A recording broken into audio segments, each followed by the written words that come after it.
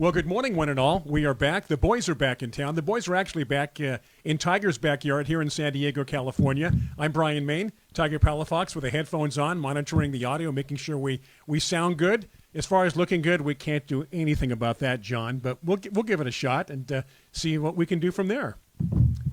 Yeah, there you go.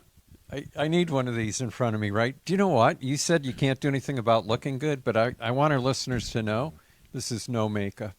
No, that's hard to believe, isn't it? And you thought the green room meant putting green makeup on. The first time we had to explain to John, no, that's not what it is. That's because the Grinch was in there before me. That's true. Yeah. That's true. We hope you had a good week. How's the weekend so far? Huh? Last weekend was really good, huh? Well, which day? Saturday or Sunday or both? Both. We didn't do a show, a Garden America radio show with the three of us, but Tiger and I did a little bit from the rose auction up in Oceanside, right? Yeah, it was so neat being up there. Yeah. And kind of seeing all the roses, seeing the entrance for the rose show. Yeah. Talking with the people that were in attendance there. It was a lot of fun. And you said it was one of the best auctions ever. One of the best we ever had, right. Yeah. And in terms of what? How do you gauge that? Dollars. I was going to say, I knew you were going to go there, but the people make it. But, yeah, that's a judge of, the main thing for us, really, is getting these roses back into gardens. You know, roses. There were 2 roses sold there that there were only 2 of in the whole country. Yeah, that's impressive. Which ones were those? I knew you were going to ask me that. Because I want to see if I can recollect when we auctioned them off. No, they weren't in the live silent auction. Well, wait a second. One was Vertigo, and the other was Irish Morn, which was in the silent auction. So Vertigo, does it have an aroma? Yes, extremely fragrant. So you would get vertigo from smelling this rose? You could. Because it's so fragrant, it knocks you on your keister? How's keister? Can we use keister? Jimmy Stewart. Jimmy Stewart. Wasn't he in Vertigo? There was Alfred Hitchcock. Yeah. Yes. Yeah. Okay. Boy, stream of consciousness, John. Hey, those just joining us on Facebook Live, those on Biz Talk Radio, welcome to the show. It's going to be a fantastic show today. The first 5 minutes, the most important, because that's where a lot of the information comes to you from us via the microphones here from Tiger's backyard. Yeah. Our good friend Rochelle said that we're sounding good, but we're always looking good. Yeah. Hey, that's pretty good. Yeah. Happy and November 1st. Dana says all good as well. Can you believe this is November already? Oh, my gosh. Lisa wrote, the holiday countdown begins. Oh, that started back in August. If you shop, if you go to the various stores. Yeah. Right? I'm seeing Valentine's Day already up. Yeah. No, they definitely don't skip over Christmas. I'm seeing Christmas Christmas slashed, prices on sale, clearance. Already clearing out. It's amazing. It is amazing because, whenever somebody says back in the day, that's your day. People listening or watching would say, well, what day are you talking about? Because back in my day might have been the 60s. Back in your day could have been the 80s or 90s. Right. But it used to be nothing pertaining to Christmas till after Thanksgiving. Yeah, they kind of made it wait. Then you get started. And that's why Black Friday, that sales day was such the thing, because it was like, okay, now we can all go. It's kind of like the Mother's Day of back east gardening, which was the day after Thanksgiving. You don't start anything until Mother's Day, and then it was like off to the races, as far as gardening and what you want to do outside. I have never, ever gone anywhere to shop on that Friday. No. Why? Oh, Why? Goodness Why gracious. Would you? That's like drinking on New Year's Eve. That's for amateurs. Yeah, exactly. Hey, so, John, I enjoyed your article about broccoli and cauliflower. Well, I was just going to mention that. Last week in Fallbrook, anyway, we had 2 days over 90 degrees. One was 96. And, it's just way too hot for fall vegetables. But I'm thinking, on the way down here today, I drove through all kinds of fog. It's cool in Tiger's yard this morning. Right.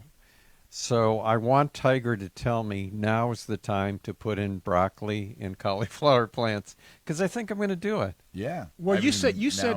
August, and it's a little late now, but you could do something in January, February. A little late. What are you talking about? I'm not sure what you mean. Okay. You talked about fall planting. Yes. Okay. And you talked about when you could get started. Right. If you're where we are right now in San Diego, in coastal yeah, region, San Diego. you could have gotten started the end of September. Yeah. Maybe, okay. right? Okay. Yeah. That's what I'm saying. Definitely October. When is it too late? Because now it's November. Oh, when is it too late? Because then you had an addendum about something about You could do January, that all the way through the first of the year without any problem, right? I mean, January, I was February. going to say February, maybe, would be the latest because Yeah. you're worried about March, April, May getting a heat Right. wave that you don't have the Right. long enough time frame to Right. grow out some of that stuff. Right. But, I mean, we have a very long time frame. And because that's the thing that regions have. They have really hard start and stops, meaning it gets hot or it gets cold. Because you can depend on that. Right. You can't. Where You can't depend I on mean, it's the range is 10 degrees. It's either 70 or 80. it. So at the not beginning of last 70 or week, 90. when I was looking at the weather forecast and saw some spikes, I think 2 days ago we had a heat advisory in Scripps Ranch. I got upset. But Well, that's what I was talking about. That's when it was 96 in Fallbrook. it's like, come Yeah. on, when's it going to? And there's no one to complain to. Yeah, there is. Just complain. Just Put complain. it out there in the world. All right, so let's. And speaking of the newsletter, one of the best Speaking of quotes. complaining, Yeah, speaking of complaining. Don't complain about the newsletter till you've written one yourself. you forgot Excuse our daylight savings time challenge. Yeah, that's right. We turn the clocks back I think tonight. this is the second time you've forgotten that. Oh, in the newsletter. Yeah. Yeah, I did forget. Jeez. I think, How do people expect to set their clocks back, John? I'm getting to the age where it seems like my clock is just set No, back you on never know a what permanent time it is. basis. You never Yeah. know. So anyway, the quote of the week, Brian, it is from Doug Larson, and he Yep. said, "Life expectancy would grow by leaps and bounds if green vegetables smelled as good as bacon." Oh, wow. Yeah. You know what is Yeah. good, though? Brussels sprouts and bacon. You know I what? love I a will good say this. Brussels sprouts and bacon. What about asparagus wrapped in bacon? So What about bacon ice cream? it's No. the asparagus? You know what? bacon- I've had bacon ice cream, and it's delicious. It doesn't sound Yeah. good, does it? Well, let's get back either to your asparagus either bacon. does garlic ice cream. I never had that. But I like bacon in things like bits, crispy. Right. It's got to be perfectly done for the wrapped stuff.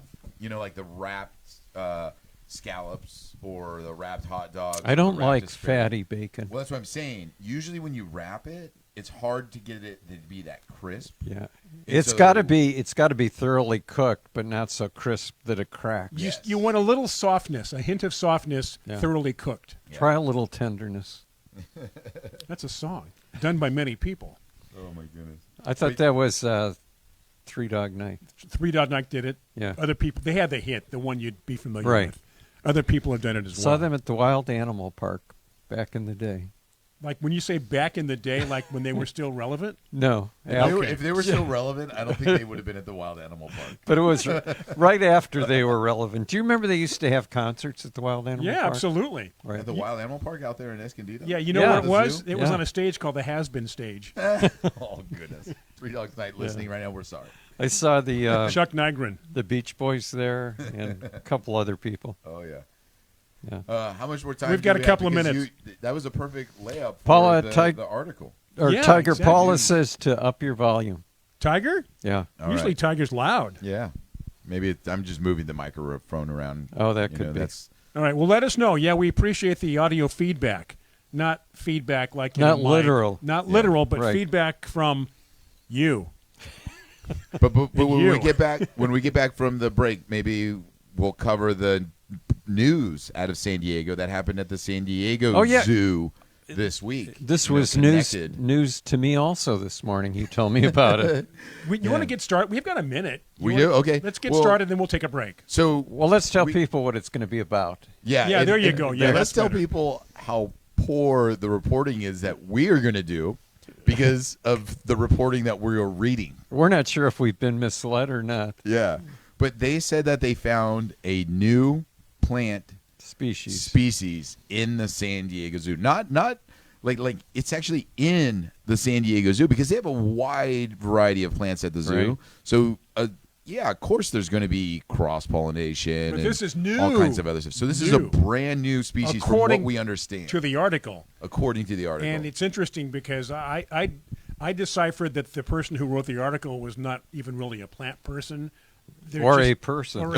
yeah, there you go. I in this think day and that's age. the problem. So if there is anybody listening that works at the San Diego Zoo and knows more information, please chime in on Maybe the our chat. buddy John Clements knows. Oh, yeah, maybe he does. All right, know. we're going to take a break for our friends on Biz Talk Radio. Facebook Live, it'll be a quicker break. Thank you for joining us. We're back in Tiger's Backyard. I'm Brian Main, John Bagnasco, Tiger Palafox, talking about a new species when we return after these messages. Again, big thank you to Fertilome, our major sponsor. But again, messages on Biz Talk Radio. Do stay with us. How about that for a break, huh?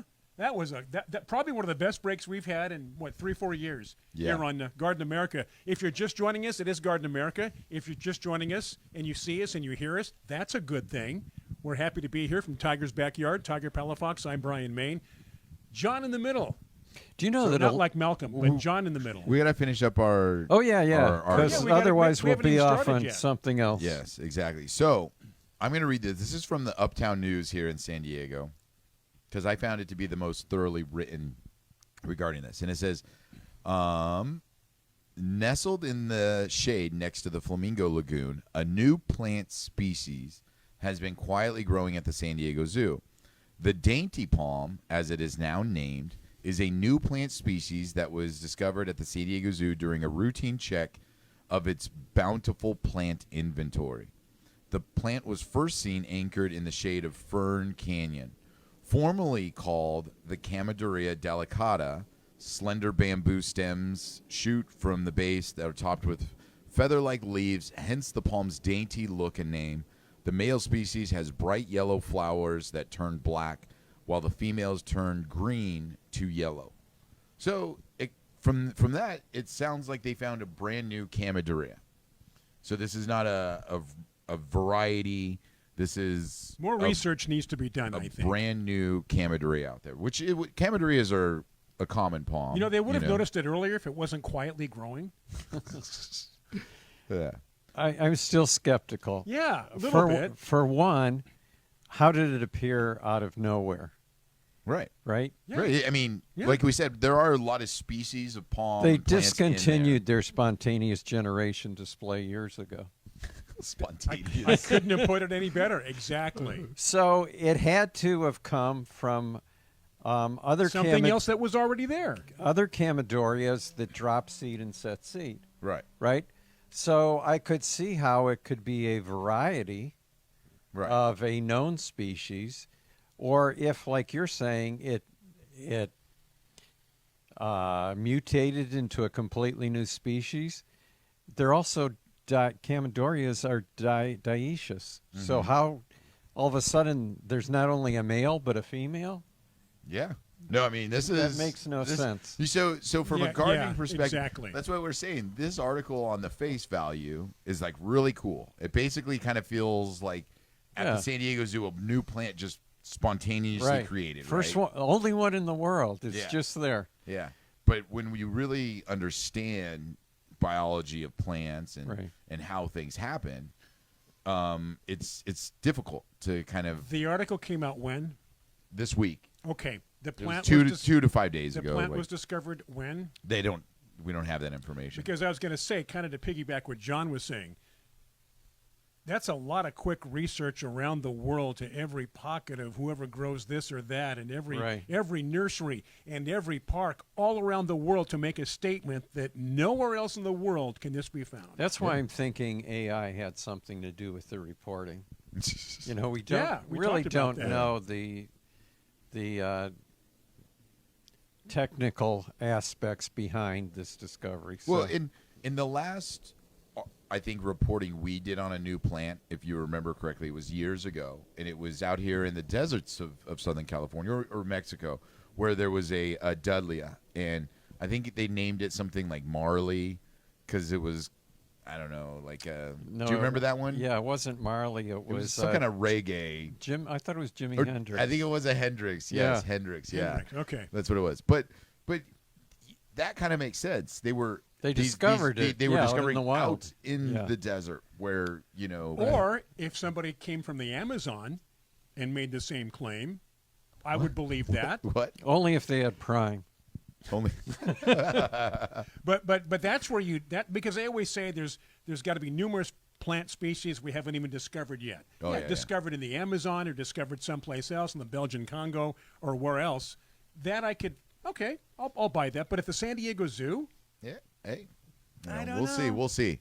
If we have anybody that works at the zoo let us- can report on this, this would be wonderful to kind of find out more information because Right. it is interesting. yeah, sure it is. And I will say, there are a lot of people that visit the San Diego Zoo not to visit the animals and see the animals, but to Plant. actually see the plants. They because have they more have a plant spectacular species show than they do of animals. plants.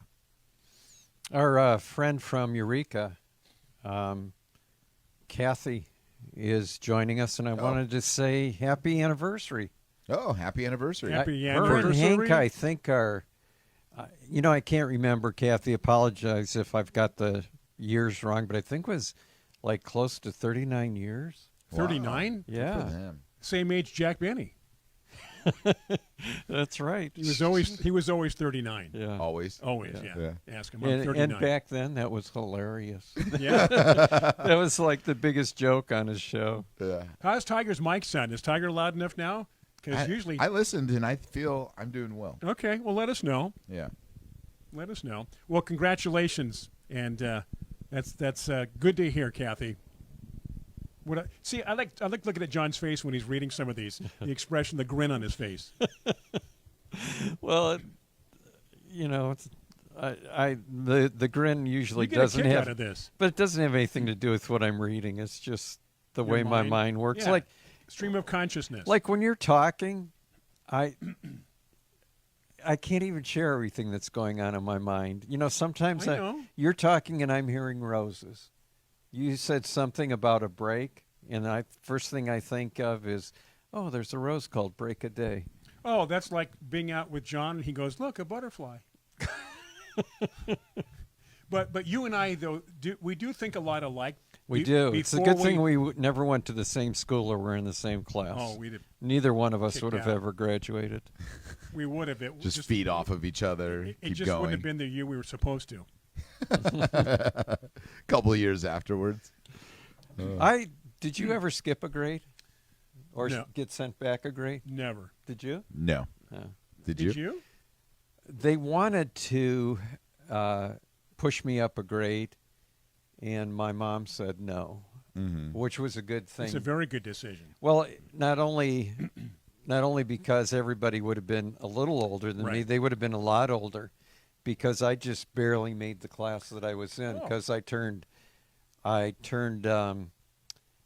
my birthday's in October, and school started in September back then, so I just barely made the cutoff. I have a story about that. So my birthday's in November, and I didn't make the cutoff for the class with people that are more or less my age. I should have been in the following class. So my mother's aunt said, you should get him in school as soon as possible. He can take an aptitude test. I guess prior to going into kindergarten. I wonder what does the kindergarten aptitude test look It's got to like? be very basic. So myself and another friend who's like 10 days before me in November, I remember we were sitting there, I don't know, drawing, coloring, whatever, and we made it. So I started kindergarten when I was 4 years old. Wow. So everybody was older than me all throughout school. I was the last one to turn the age that I should have been. Did I hear you say kindergarten? No, kindergarten. I know, but Kindergarten. back then we used to say kindergarten. Did Maybe you ever hear did. that? Yeah, I I've think never I heard heard kindergarten. that. Yeah, it's really old. Kitty garden? Yeah. Did No, you get cooties? Kenny. Did you get cooties in kindergarten? I never graduated. We have to take a break. You can see where this is going. We're going to work in plants and horticulture and landscaping somehow as Garden America continues from Tiger's Backyard here in San Diego, California. And I know, 3 knuckleheads. Tiger, Brian, John, back after these messages on Biz Talk Radio. All right. We made it back. Tiger made it back. John's here. I'm here. Thank you for joining us on Garden America, wherever you're listening to us from. And again, you can catch this same broadcast this afternoon on YouTube. Go to Garden America Radio Show right there on YouTube, and there you are, and that's it. You guys were talking before the break a little bit about your kindergarten experiences, getting into school. And one of the things I don't think people don't always understand is people that go to school for plants, for botany, for horticulture, there's some pretty interesting classes that they pair with these subjects. You know, for Yes. instance, you know, Latin, you know, in order to understand a lot of the name of plants and why we name plants a certain way, You have to- you take have Latin. to understand Latin. You have to understand, you know, why we say a certain phrase for a plant because of it actually describes the plant. You know, but then at the same time, you know, we get into this discussion of like how to tell the difference between plants. And we talk about, you know, their leaf structure or the way that they flower or how many petals of flower they have and stuff like that. Taxonomy. Exactly. And, Yeah.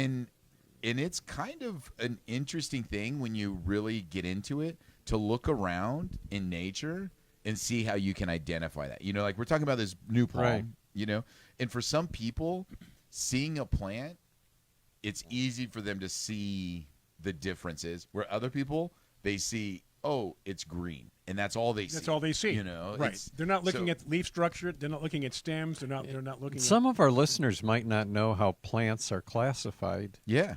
and all plants are classified by their flowers. Yeah. So their Because for instance, real quick, hold on. okay, Because people don't realize all plants flower, except for ferns in gymnosperms, and gymnosperms. Okay, keep going. angiosperms though. They're the ones that have flowers. okay. I can learn. I'm listening. But you were saying all plants flower. They classify them by their flower. By their Right. flower. For instance, they're one of the first divisions of plants is families, right? Mm-hmm. I mean, you've got the animal kingdom, the plant kingdom, then you have Wild Kingdom, Mutual Kingdom then you've of Omaha. got a breakdown into families, and for instance, the crucifery, or what is it now? That was the old name for I've the heard family. you say Cruciferous. yes, I've heard that term. Well, that many times. describes plants in the crucifery family. Yeah. Right. But I think now they're all families end in ACAE, Mm-hmm. so ACE, and I think it's Brassicaceae. Mm-hmm. Is that correct? Yep. But anyway, crucifery refer to cross or Yep. crucifix, True. and the flowers are 4 petals opposite each other with Yeah. the stamens and the pistil in the center. So all plants that have that arrangement of flowers are in that family. And that's their first identifier. Like Right. they're in this family. Right. Yeah. So if you're using a guide to try to figure out what a plant is, that would be one of the breakdowns first. I would ask Yeah.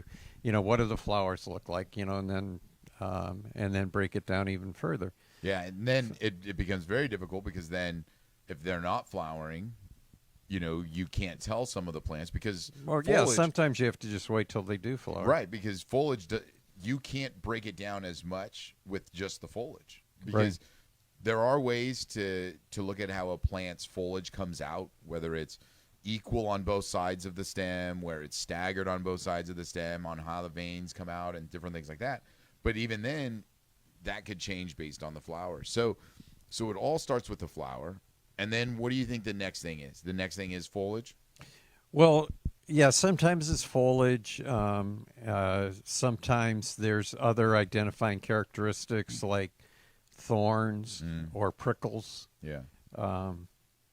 things like that. Sometimes the makeup of the plant, like in succulents, do they store water? That would put them into a different category. The arrangement of the leaves. Yep. Some plants have palmate leaves. Some plants have pinnate. Some are bipinnate. Mm-hmm. So, and then fruit sometimes. Yeah. Yeah. Plants in the rose family are easy to identify because of their fruit. Yeah. So, No, I mean, so it's really interesting when people do go to school for plants, whether it is horticulture, botany, So if landscape you were design. majoring, okay, so an example, if you're going to major in say botany, Okay. what are the classes would go with that aren't necessarily directly related to plants, but something that Besides Latin. Yeah, in other words, if you're going to major, then like when I majored in telecommunications, I had to take theater classes. Yeah. I had to take sort of things that were on the peripheral of that, advertising, media, that kind of thing. By the way, I did not like botany and have nothing to do with botany pretty much. Positive saying to say. Yeah, about I think botany. it's because my college instructor had written a book on slime molds, Oh. and half the course was reading his book on slime Because molds. because he was proud of the book and wanted you Yeah. to read it. But Yeah. botany's much different than horticulture. Right. And in horticulture, I like. And taxonomy, you can use in horticulture also. Mm-hmm. Is that stuffing plants? That's taxidermy. Okay. It's very close, very similar. I was just trying to think, what is the plant equivalent of taxidermy called? When they dry out the plants Yeah. and Oh, yeah. preserve Oh. them. Yeah, what are my? There's a term for drying out plants and preserving them. Well, where they're put. I just see them hanging up in people's barns, where they have No, the- when they're stored on those pages, and That's called. There's a it's term an for that. herbarium. Yeah, That's called they're- herbarium. they're put into an herbarium.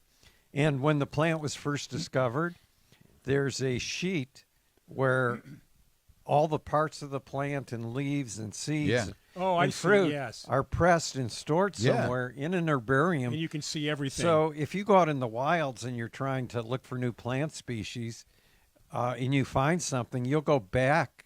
Now I don't know if this stuff might be online, but you would actually go back to the originally collected species and say, okay, is this it? Is or this in there? Yeah, or is it different?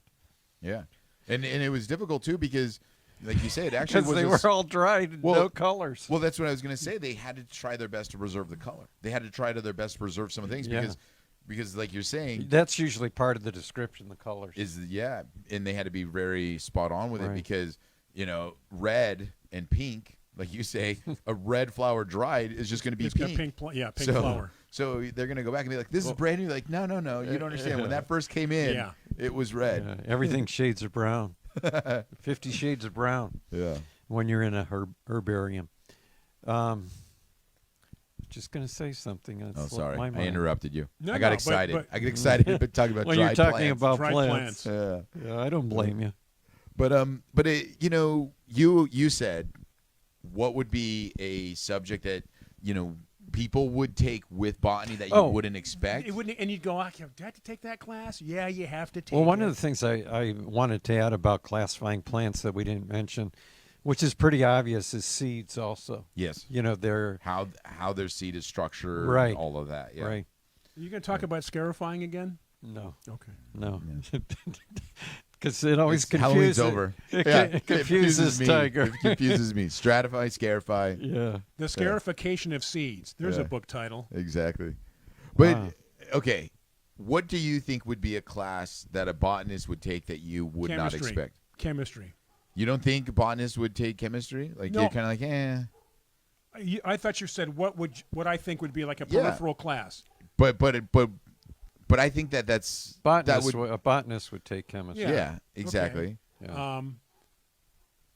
Boy, I don't know enough about that major that a college would think you need to have this Yeah. as not an elective, but it's something that part of a major encompasses several things sometimes. Yeah. And I don't know outside of the direct relationship with botany or horticulture that Well, they would require. One of the things that I always found interesting in college was, the people that took those science majors as far as chemistry, biology. One of the classes that was always paired with that was just measurements, meaning how to take proper measurements, whether it is with fluids or lengths. That's a class? Yeah, it was just straight because Wow. because that was the thing with those subjects. They had to be very specific, on how to measure things, that they would have to take a class on, if you're measuring this liquid, what do you use to measure it? If you're measuring these, how to take the proper Okay, measurements. you've just and things given me like an that. idea for a question about that. When we come back, All right. just in time for the break, as they say, everything is just in time. Just in time for the holidays. Just in time for Halloween. It might not have happened, but it did, and it's just in time. This break's going to be on time, so we're just in time for a break on Biz Talk Radio. Tiger's Backyard. Brian Main, John Bagnasco. Again, I said Tiger Palafox. You're going to take a break after these messages on Biz Talk Radio. Stay with us. We are back from the break, and if you are tuned in on Biz Talk Radio, if my calculations are correct, this would be the final segment of hour number 1. You've got news coming up top of the hour, back at 6 after. The rest of us on Facebook Live, it's a little different. We just keep on rolling right along. So getting back to my question about Yes. what you would have to take, would there be a class on understanding photosynthesis? Things like that. Is that more science? No, Biology.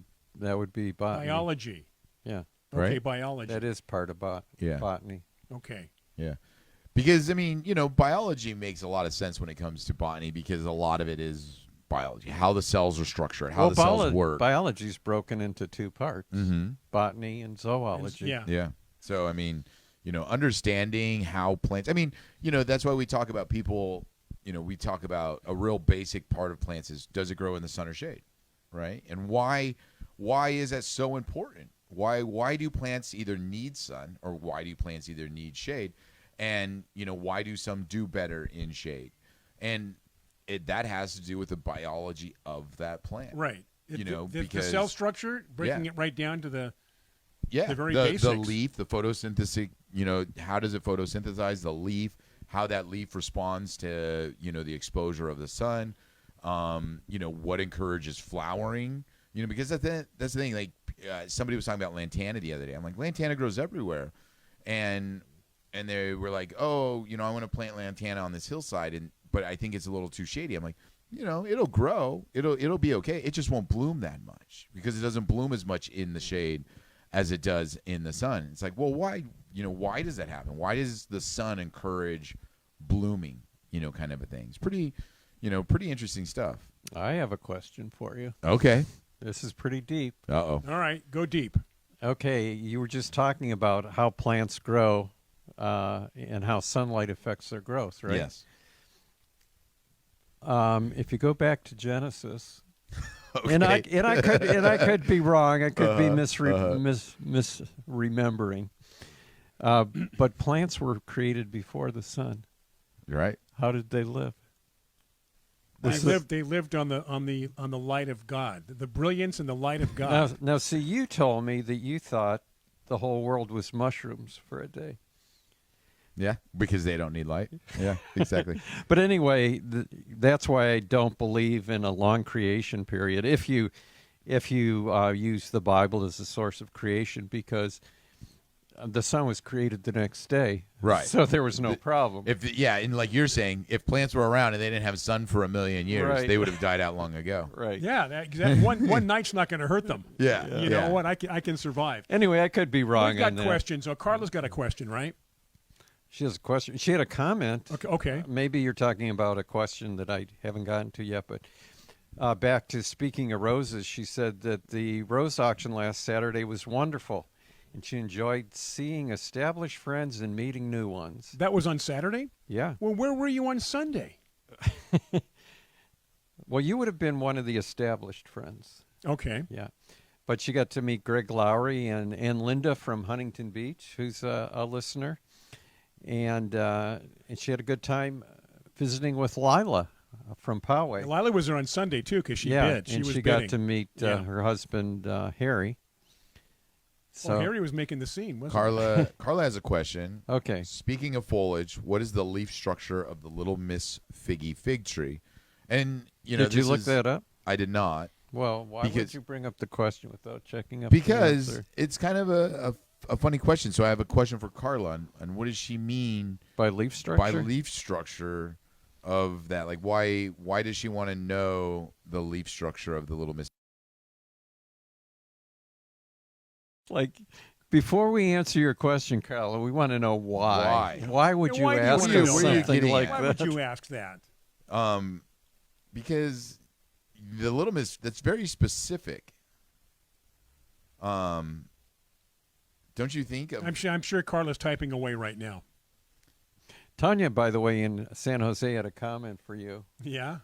She said she would like to meet just in time. Just in time. Just in time. That's good. I like that. Do you remember Hudson and Bowers used to have a bit?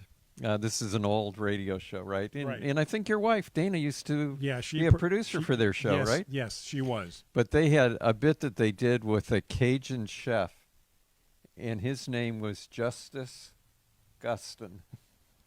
Do you remember that? Justice Guston. Justice Guston. Okay, so the leaf structure of the fig tree Right. is a seconium. A what? Seconium. That is lined internally with numerous unisexual flowers. So it's 3 or 5 lobes. But that's the fruit, not the. Oh, the fruit is seconium. Not the leaf, Right. Right. Joyce, by the way, said her key limes were ready, and I think you were wondering about that, Brian. I was. I inquired previously. Do you know that? Do they call key limes in California now? I know they never used to, but in California, the bartender's lime or Mexican lime. Mexican lime. Yeah, Yeah. they call them Mexican Mexican limes. lime. Okay. Yeah, they don't call them key limes here. Right, but it's the same thing as the It's key the same. lime. Yes. Joyce wants to know when to fertilize citrus trees. Well, wait, hold on. Why does she want to know that? Because you get 3 free questions a month, Oh, and this is her first. okay. I'm sorry. So she still has I apologize. 2 more after this. Do not fertilize citrus now. As a matter of fact, as a general rule, I'm thinking unless it's a winter vegetable or something that really grows in the winter, don't fertilize anything this time of year. Don't encourage. We don't have to tell people in cold climates because Yeah, It's they know. already cold. yeah. But do you know what? We used to, in Michigan, fertilize in January, December, January, February, unintentionally. Why? Because, let me tell you, Tiger. You got a minute to do Okay, this. all right, well, you had ice back there, right? So you got to melt the ice. People throw salt. In the spring, when the snow melts, the salt hurts plants. Yeah. So they had a big thing where they'd start throwing out ammonium sulfate instead. Which is a fertilizer. Right. So in the spring, when it melted, instead of hurting plants, you got this huge So green instead of growth. messing up the pH, then you did just the opposite because the salts, right, would get into the soil. Well, salt would just kill everything. Both are Just salts. burns. It's just real salt. Sodium chloride is poisonous to plants. Yeah. Where other salts are beneficial, like ammonium nitrate, ammonium sulfate. Well, there's your chemistry right there. Yeah. So all the plants along the sides of the road just took off in the spring. No, the sides of the road they did We use gotta take a break. salt, so Oh. they were all brown. This was more like pathways or sidewalks. well, people's homes. We're Yeah. up against the clock, as they say. Take a Stop break. interrupting Quick. us, Brian. A quick break, I know. A break for news, top of the hour, Biz Talk Radio. Then we're back at 6 minutes after for you. Back even quicker here on Facebook Live. Stay with us. All right, we just got the word from the booth. We got to get going here. Tiger says, let's go. Move on. Come on. We are back. It is hour number 2 if you're just joining us on Biz Talk Radio, Facebook Live. Boy, that first hour was something. We had a good time. That was something, We yeah. learned a lot. There was did learn a lot. Yes, someone we that did. commented on. Did she get college credit for that first hour of watching the show? Right? I think, yeah, just let us know. Send us We'll an send email. you your. We'll sign it. Your credit, no credit. Do you Yeah, know, we were absolutely. talking about how Latin really helps in taxonomy, and I had 2 years of Latin, which I think helps in other things, too. It helped me in English. Yeah. I remember the first time I heard the word pulchritude. Yeah. Oh yeah. I Which remember my you- first time too. Yeah, Brian uses it every day now. But Yeah, it's a dance. The polka? You ever do the polka? Pulchritude. Not polka, pulchritude. And pulchritude means beauty. And when I saw the word, I knew it because pulcher in Latin is beautiful or beauty. Pool care. Pulcher, Like- P-U-L-C-H-E-R. Like when I Behind see you? the pool truck going down the road. And it's no, just no. I was taking Latin John's lessons from pool John. care. I took Latin lessons from John years ago, and I was doing okay till we quit. We used to have a feature Yeah. on the show. Brian learns a new word. Right. So E pluribus unum. But I wanted to mention I also took a year of Greek, and Greek was also very helpful because taxonomy is plant names that are either Latinized or Greekized, if that's a word. Veronica, speaking of plants, I know it's not the best time of year, but one of my plumerias has a broken branch. How deep to pot it, and how big of a pot leave in the sun or shade? Now, this is a little bit of a loaded question because it kind of depends on how big the branch is. Because I've had, cuttings of plumeria that are only 8 inches, and you put it into the soil maybe 3 inches, just enough for it to be stable, and it could be in a 1-gallon pot. Not a big deal. But at the same time, I've also had branches that had not just the main branch, but actually other branches on it Coming break off off too. Yeah. That is much bigger, and they could be 2 feet tall. And I put that into a 5 or 15-gallon pot for stability, and I put that about 9 to 10 inches into the soil. Otherwise, for it's going to stability. tip over. It can't support itself. Exactly, and then I also put a stake on there to make it go even deeper because I guess you could go too deep. You don't want to put more than maybe a foot of the plumeria cutting into the ground because then you could deal with other rotting issues or just not having it, be able to really produce the proper roots out of the cut. So there is a too deep kind of a thing, but shallow wise, you just put it in for stability. So it kind of depends on the cutting size. So it can support it enough to support itself? Yes, exactly. But then also, I do want to say Veronica made a comment, John, to yours, and it says, John, see Genesis 1:5. Verse 1-5. It says, light created before plants. Okay, Veronica, thank you for that. But the sun was created on day 4. Mm-hmm. Plants were created on day 3. Right, but it also does say, and I don't know, I'm asking, is there some point that says light is created? So is it contradicting itself? Look, God is light. Okay. Okay, so that's where I go. They didn't need the sun. Yeah. Right away. God It is didn't light. need it. Okay. That's just my take. All right. Well, the light source was created on day 1. That's what you're talking about, Brian. Okay. Yeah. Yeah. That's what I'm talking about. Where's the camera? Yeah. That's what I'm talking Exactly. about. Okay. But the sun was created. What I was referring to was the sun was created on day 4. Plants were created on day 3. Yeah, I mean, yeah. You know what? Next show when we're doing theology, I was going to say, break into that. someone's going to get their credit for theology now. And that's another part of botany you might want to create is theology. Exactly. You might not think, hey, this is why I asked before. I asked Carla, I said, why do you want to know this? Yes. Okay, here's why. Because she thought she bought. This is why. What is the leaf structure of the Little Miss Figgy? She wants to make sure she bought the right one. I thought I bought one, and the leaves are broad, regular-looking fig. Saw one at Home Depot, and the leaves were skinny and more pointy. Sorry, I tried to be succinct and efficient for once. No, you're perfect. No, but this is why. This is why. Wait a second. The way she would say that would be sorry. Sorry. Yeah, Gee. exactly. But so she's trying to identify whether she brought the wrong fig. Sure. We're The lucky Little Miss that, Figgy- lucky that our listeners have a good sense of humor, by the way, and they know when we're joking. And they know, Exactly. of course. Hopefully, right. Of course. But the Little Miss Figgy does not have a narrow, pointy leaf. The Little Miss Figgy has a large lobed, just like a regular fig. There Yeah. are figs that have the narrow, pointy leaf. Really? Yeah. Edible figs, or are you talking about No. ficus? I'm talking about ficus. Oh, yeah, yeah. There are ficus that have that pointy leaf, but edible figs, they all kind of have that more large, That lobed leaf, Yeah, even the small compact varieties like Little Miss Figgy or Fig Yeah. Nominal or any of those ones. You should be able to look at it and go, yeah, that's a fig. Exactly. Yeah. An edible one. Yeah. If it doesn't look like one, it's probably not Little Miss Figgy. So I think that what she's saying is like, yeah, the skinny one at Home Depot was not Little Miss Figgy. Question mark at Home Depot with their tagging. Yeah. Let's see here. There was another Veronica's plumeria cutting is 3 feet tall The guilty party shall remain nameless. You know what's funny, Veronica? If you're watching right now the program, if you look above my head, above your head to your right. Right now, when the camera is on, you can see a plumeria sitting behind me right now, and it's sitting, if you can't tell, right in the middle of the fairway for my son to play.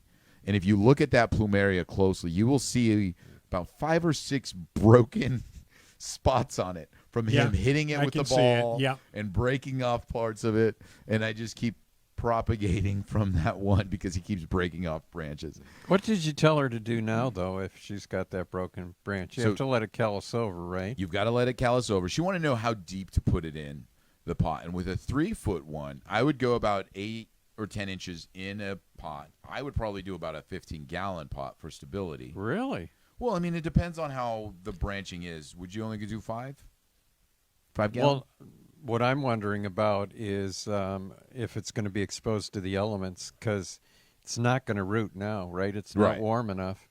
And if it's in a big pot that's going to be rained on and be wet all winter and cold on top of that, it might just rot.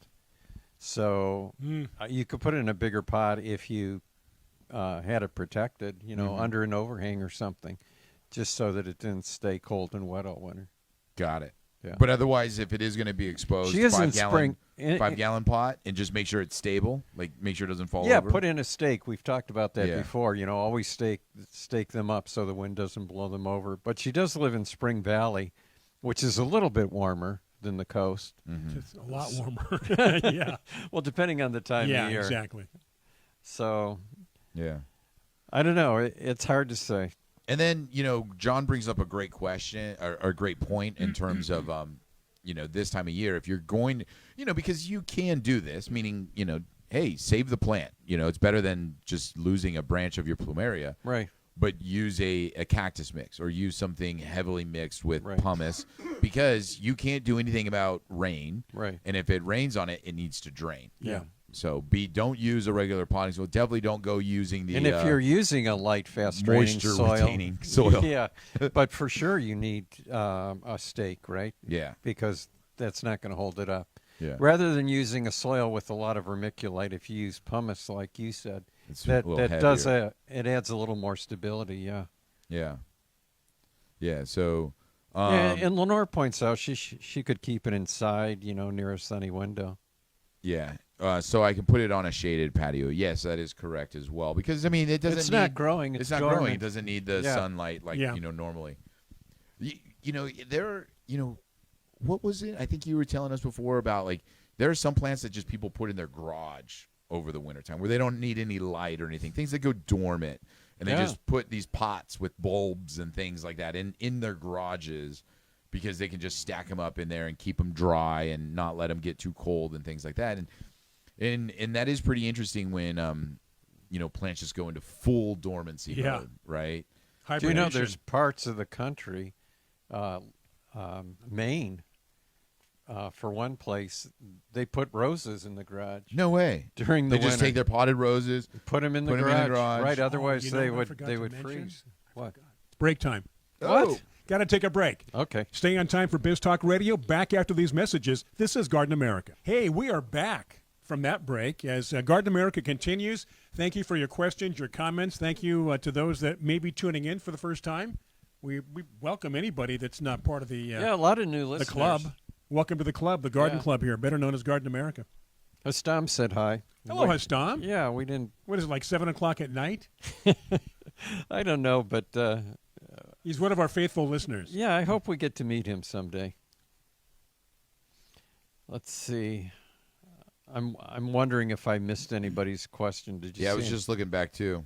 Okay, I'll let you look back because I'm getting dizzy while I'm trying to find it. Carla did make a comment though. She said, and for what it's worth, I agree with John and Brian's theology. Yeah. That is a whole nother realm of understanding, right? Theology. What do they mean and why and how and all of that. And if you think about anything like that, we talked about plants before. We were talking about, college courses for plants. Kind of is the same thing. Understanding what early explorers, what early botanists, what early, people with biology were trying to do, and now we have more data from it. And so, what you were saying about the Griffith Observatory, Tiger, and just all the fascinating things that you discovered, things that we know about, but the fact of the matter is they discovered things long before we had the resources that we do today. I like the way you keep your thought during the break, and you don't miss a beat. Yeah, not one break there at all.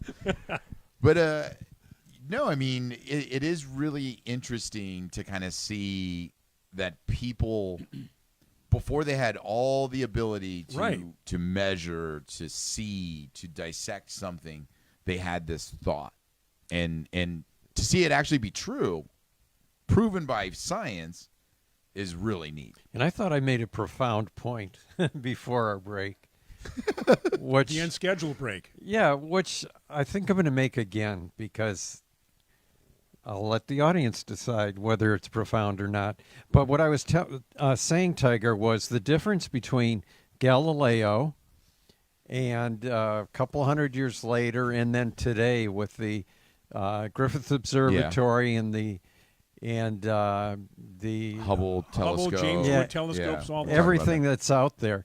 That the amount of difference between Galileo and today is probably not as great as the difference between today and the way things really are. Right. So I mean, we think we know so much now. We don't know more. It's actually supported. Well, it's like we're back in Galileo's time, though, for what we really know. Yeah. I mean, the universe is so vast, and it's not talked about a lot because scientists have egg on their face to some degree. is that the James Webb now, which took over for Hubble, which can see further, which can go in deep space, is discovering things that we were wrong about. And I can't get specific on certain things, but I remember reading it had to do with the Big Bang, actually, how they were reconsidering that theory too, based on what the telescope looking far into space is actually observing. Yeah. And what they can see. So again, it gets back to as much as we know, we know far less than what we think we know. Mm-hmm. That's the point I was trying to make. Yeah. Well, I'm sure. Yeah. I'm just in a different word. Same point. I like words. the way Brian takes what I say and puts it into something understandable for the lay person. But I got a guess on our time here for the next break, but I'll fake it. Okay. We'll be fine. Okay. Yeah, for those of you that are joining the show again, thank you very much for jumping over to the next video. We think we have a theory, which we're going to discuss this week. Yeah, we're going to try to change up another thing here. Facebook kicks us all off. of our guests guessing. They're keep our guests guessing, but they're also guessing. But guesting. Can we say that Facebook is kicking us off? Well, yeah. I mean, I don't want say that. Great. I'm not worried. No, we'll never finish the show again. Yeah, exactly. Don't even mention that word. Yeah. Hey, you were giving class credits. Yes, Tiger, and exactly. Veronica now wants to know if she can have credit for botany, Latin, Greek, religion, and zoology. Look at that. Now. Yeah, I think we hit those all. So we did I'm hit impressed. them all. I'm impressed that she can name those almost in the exact order. Yeah, I'm just impressed that somebody listens that closely. Yeah, right? Yes, you can get credit. So I have a question back to that whole idea of plants zoo. Do you think that the animals eat certain plants because they just simply like those ones? Or is there something physically needed in the animal from that plant? Meaning, like, look at humans. And the plant knows it needs it. Yeah, the animal knows it needs it. Yeah, exactly. Look at humans. We have a wide range of appeals of food that we like. I would say most humans are driven to eat things because they enjoy it. Yes, it tastes not good. because they need it. Where animals, I feel they have a better understanding of their needs, their dietary needs, and they're more focused on survival. That I would argue that animals eat plants because they need those plants. Can I put a little shade on your theory? Yeah. when it comes to cats and the certain food that we feed them. Cats are their own thing, right? You give a dog, you can pick up something from this yard, the dog will eat it. Yes. You're so grateful. Yes. You can give a cat the same food for 2 days. The third day, I don't want it. Well, yeah, but you liked it. I want something else. I don't want this. And it become anybody that's a cat person who's had cats. Yeah. It can be very. There's a bunch of frustrating. leftover food in your closet Oh. because they eventually stopped eating it. So they go strictly for taste. They have no idea what's good for them. So that's taste. We know that broccoli is good for you. Some people like broccoli. Yeah. But you know what? Maybe I want bacon. Not George Bush Sr. Well, He no, didn't like broccoli. But I mean- not going to go there. But I mean, it is really a really interesting thing because we talked about this before at the San Diego Zoo. They have to grow a lot of their plants To feed the animals. Right. animals that they have in the zoo. Or do the animals just eat it because there's nothing else to eat? They have to. I mean, that's interesting to kind of think. Like, if you started feeding a panda spinach rather than bamboo, Would it starve? would it just not eat spinach? Well, their systems are designed to absorb certain nutrients from bamboo. Uh-huh. So it couldn't get it any other way. But I think that animals are like people. They like what it is that they're eating. Yeah. So they're going to eat it. I'm going to guess on the time. We're going to take a break All just right. for the network because of Okay. the little snafu we had there, Okay. the reset. So we're going to take a message. We're going to take a break for Biz Talk Radio. Back after these messages here on Garden America. Hey, we are back. We have 2 more segments, by the way. This is the longer segment. This is where we can pontificate to our heart's desire, John. We're not going off script. You're not suggesting that. Oh, heck Oh, no. gosh. No, let me see where we are. right here.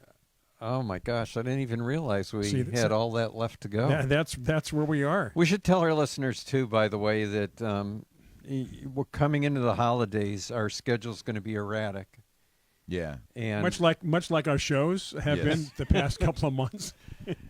but Tiger's off. We're off next week. we're off next week. Right. Yeah. If anybody So- wants to visit me in Norco, California, that's where I'll be. Yeah. You know, I'll go as far as Corona, but I'm not going to Norco. go to Norco. Do you ever shop at Norco's? Shop at Norco's. Yeah, Norco's a big. That's where he's going shopping for Christmas. Really? Norco's Mall. Norco Mall. It's funny. And if there's anybody listening that is from Norco or loves Norco, I'm sorry. But I was trying to just be creative and see what are some fun things to do in Norco. So, you go onto the internet, you type in fun things to do in Norco, California. And Miniature golf and TripAdvisor, getting a pizza. well, TripAdvisor has always great suggestions, right? Because TripAdvisor is always filled with comments from people that have visited places and have ideas for places to go and all of that. I know where you're going with this. You looked up fun things to do, and there was just a picture of some guy going. No, that would be almost better than what I got back. So I'm going up there for a lacrosse tournament for Isaac. Okay, yeah. And we're going to be at the Silver Lakes Sports Complex. Sounds it's a great. Equestrian Great name. polo center, all that, right? And I've been there before, and it's a great location. The number one thing to do in Norco, go to the Silver Lakes Equestrian Center, the sports complex. So I'm doing the number one The thing. number one thing. Yeah, already. So anything that you would look for that's different is you're doing it. No, You've no, hit I'm the doing pinnacle. it. I'm hitting the Are top. you there overnight? Yeah, we're staying there for 3 days. We drive up on Friday, Saturday, and then done on Sunday. Yeah. I used to have hockey tournaments in L.A. and various places in California. Yeah. And I know, what's funny? A quick story. When I was in college, we had a road trip to Salt Lake City. So from Flagstaff to Salt Lake City. How far is that? So, probably 500 miles, 600 miles. Okay. Okay. But the point is, once we got there, now we're guys, we're late teens, early 20s, right? We want to play hockey, get a beer, party afterwards. So our game gets over at 9 o'clock or something like that. We get ready to go out. Salt Lake City, there's no place to go. It's It's we're Utah. It's you're done. It's dark out. There's nobody there. No. What did we do? Back to the hotel room and watched Donnie and Marie. That was our night after a hockey game with a bunch of guys that You know, Yeah. you want to get out there, but yeah, No, just so not in Salt Lake City. it's all relative, you know. But yeah, there was nothing to do after 8:00 at night. That's a beautiful drive, Flagstaff to Gorgeous. Salt Lake City. Yeah, yeah. You drive through some really. I mean, you're in the forest, pine trees, all of that. We and had then you road break trips out to into the Colorado desert. Springs as well. Ooh, that's Yeah, good. Flagstaff to Colorado. Anyway, so yeah, beautiful part of the country. Yeah. We had a, I don't know if it was Salt Lake City, but at the Rose Show last week, someone came down from Utah, Okay. and he was interested. He's working on a project where they want to have. They have problems with trees up there because of the heat turning brown. And so for shade, they were thinking of building structures and having roses go over the road. So they wanted roses that were fast growers and huge growers. And When you say go over the road, what? like they build these structures over the road, Okay, I like got- a tunnel, Okay, and then have climbing roses go over that. So I've And never this is seen in Utah. in Utah. that sounds like a nice. Yeah. It's ambitious. I've never seen that done before. But I had mentioned to them that, well, those types of roses that are really huge are usually once blooming, like the Kifsgate rose. Yes. Yep. You only need to be once blooming on that rose. Yeah. Exactly. You'll be planting every year. And so I thought that might be a deterrent to what they wanted to do. He goes, that's great. That's what we prefer. Because we don't want to be cleaning up messes all the time. all the time. Yeah, Yeah. so- Don't do a bougainvillea then. No, Oh, don't do Yeah. a bougainvillea. So that's so it worked. Did Well, you they have haven't- some They haven't. ideas? Um, Would Peggy well- Martin work? Not that big. I don't know if Peggy Martin. It would be Midway maybe Yeah. eventually, but there's other roses that will get to be. Well, let's take Montecito. Mm-hmm. Montecito was developed here in Southern California, and Montecito will grow 100 feet tall. Okay. So I don't know if you want a rose that vigorous, but 100 feet. 100 feet. Is there a picture of that? I'd love to see a picture of that. At the Huntington Gardens, there is one that's not even in the rose garden. It's in the forest behind the rose garden, growing up a huge sycamore, Wow. about 100 feet tall. Goodness. Rick wanted to report to us that his Norfolk Plant Sciences GMO purple tomato turned out to have the best flavor of all the tomatoes he grew this year. Way to go, Rick. Wow. A purple tomato having the best flavor. Yeah, the flavor. Yeah, right. Because that's a tough thing. That was one of the problems that they had with the beginning of the purple tomatoes, right, John? They didn't taste good. So they had Right. to breed them, so Right. that way people would For actually flavor. want them. Yeah. Right. Um, I'm trying to I held the world rights to that first purple tomato, mhm. the company that I was with. So you're trying to track down Rick's source so he can claim some. Well, that was called Indigo Rose, Mhm. if you remember. Yeah. But that was not GMO'd. So I'm not sure which one Rick Rick is is. talking about, if it's a GMO purple tomato. I'd have to look that up. He says Norfolk Plant Sciences. Then Paula wrote her Juliet grape, which is a tomato, is still producing regularly in Fallbrook. Makes sense. Yeah, that's got great flavor. Yeah. And that one will probably go in Fallbrook all the way until you get your first real hard cold, which Yeah. might be like December, maybe. Right. Yeah. So Juliet is what they usually refer to as a 2-bite tomato. yeah. Because that's a little bit bigger than a cherry. And cherries are 1-bite tomatoes, but Mhm. this is a 2-bite. I like the new grapes that are in the supermarket that are 2 bites. Have you seen those? The like actual grape, not yeah. tomato. No, the grapes, the Yeah. actual fruit. How's the flavor, though? Delicious. Really? Okay. Oh. Yeah, some of the new grapes. Have you Are seen the so ones big. packaged with the name cotton candy? I did, and don't those have a little tiny seed in them? No. No? Not the ones I've had. These Could are be new, wrong. These are new grapes. Were they discovered at the zoo? New variety. Discovered at Yeah. Albertsons. That's well, that is the funny thing. So, we've talked about this with the cuties, right? The cutie mandarins. Right. That it's not always the same mandarin. Like Right. sometimes you show up and they're easy to peel. Sometimes you show up Yeah. they're bigger, Yeah. smaller. Well, with the packaging of that cotton candy grape, on the package right away it says, like, oh, this is a collection of varieties that we find to have the sweetest. And so it could be just a basic grape, but it's grown sweeter because you can grow grapes to be sweeter or more full of water. What is that test that they call on it when they're brick? Not The bricks. is Brick the scale. sweetness, Yeah, bricks. but is the but also sweetness. vintners use it for measuring things in the grape as well. I don't know if it's the sugar. Maybe that is. I don't know. But you could grow grapes. There's ways to grow grapes sweeter or less sweet, or with more water or with less water. with every variety or certain varieties. No, with every variety. It depends Really? on how, that's why these people go to school to learn on how to grow the grapes and what to do when, and when to water them, when to fertilize That's not them. why Brian went to school to do that with the grapes. I went to school to eat my lunch. To get your lunch because you got a free lunch at school. That's a term when somebody says something very smart and prolific. Like if Tiger says something, boy, Tiger, you didn't go to school just to eat your lunch, did you? Paula said that she tries to keep hers growing throughout the year. Which Paula The Juliet. The And Juliet Paula in ones. Fallbrook, you were saying that she, it's going to keep producing there.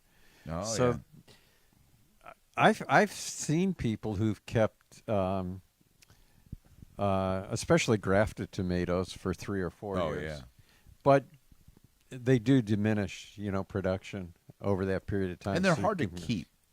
As they get older because the way that the plant is structured, Right, and and all they're of so that. big, you got to Yeah. cut them back. It is and break prune 'em. time. Yeah. One more segment. That's all? That's it. One more segment, so we'll take a break before I sneeze again. For Biz Talk Radio, Facebook Live, Brian Main, John Bagnasker, Tiger Palafox here in Garden America. Hey, welcome to the second half of the show, back after these messages. Hey, we made it. We made it back from the break, that is. Biz Talk Radio, Facebook Live. And we have some things to take care of here. Final segment before we tidy up and say goodbye for the next couple of weeks. Carla mentioned, and I just saw this, and it definitely has to be taken care of. She said that when she was speaking with Greg Lowry, how they got to talking about it, I don't know, but Carla has a rose called Timothy Eaton, and Greg said that might be one of the last ones in existence. And I certainly don't have it, but Greg said that Carla needs to get cuttings to me in the spring next year. Yeah.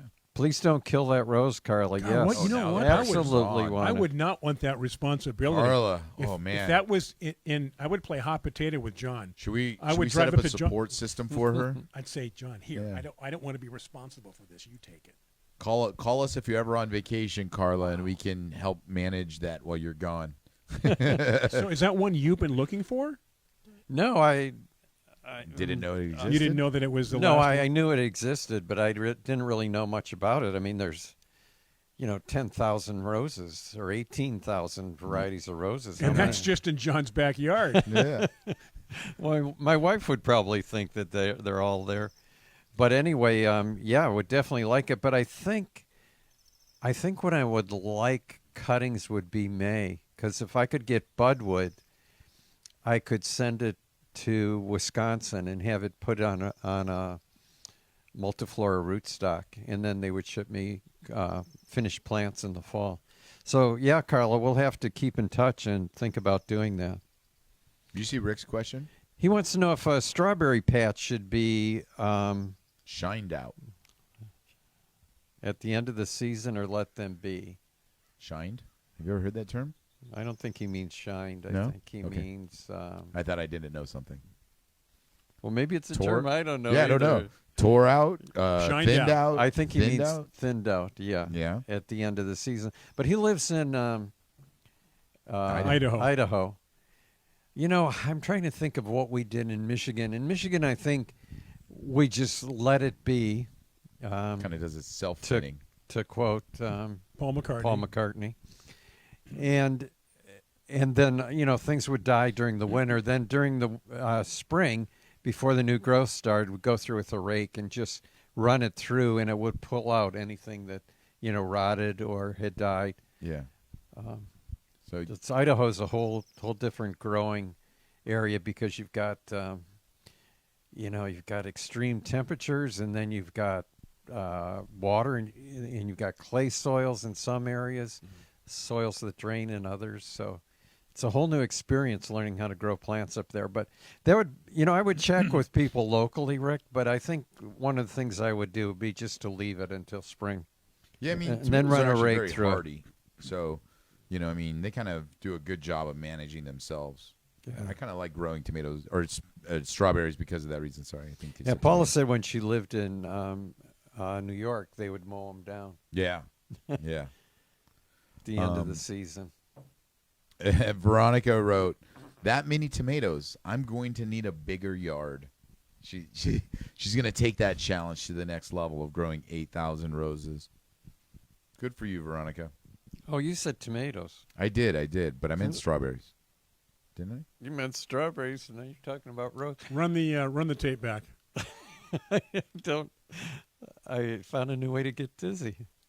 I? Are you just picking up that I said tomatoes and then I said no, I meant strawberries Yeah. for Rick's question? Yeah. Oh, okay. I thought you were talking about roses. Oh wow! Now Well, this is what happens when we throw in 3 subjects at once. Three plant varieties. I know at there's once. a delay broadcasting out, but is there a delay here? In John's like head? a live delay. Well, did you not mention that Veronica said that many roses, I'm going to need a bigger yard? Yes, In that same sentence. as the strawberry thing and roses and tomatoes. Yes, I did. All right. It was all. I agree with you, John. It was all very confusing, and I think it's wonderful that you picked up on that because that means you listen to me, John. You hear me. Hear me? Brian just agreed. He just went with it. Brian's one of the most agreeable people I know. Yeah. On Wait the a minute. surface. I think I don't agree with that. I don't agree with that You statement. disagree with that I statement? disagree. Well, hold on here. All right. Yeah. I do listen. I do I catch take things. it back. I do. I can harken back. I can't tell you the particular show, but if John has said something prolific that sticks with me, I will go back and I'll bring it up. And sometimes you'll say, You're very perceptive. I try to be. Yeah. I'm very detail oriented. I can come back next week, and if that it's not a medicine ball, is it? What is that? Something you sit on? Yeah, like a yoga ball or Okay. whatever. If that's not Yeah. there next week, I would notice that. Yeah. Yeah. Let's say, what happened to the yoga medicine ball thing? Some My people son kicked don't it over the fence. say that that's detail oriented. They say it's obsessive compulsive. Yeah. Yeah. Which we've discussed before. Oh, yeah. Because we're both a little bit like that. Absolutely.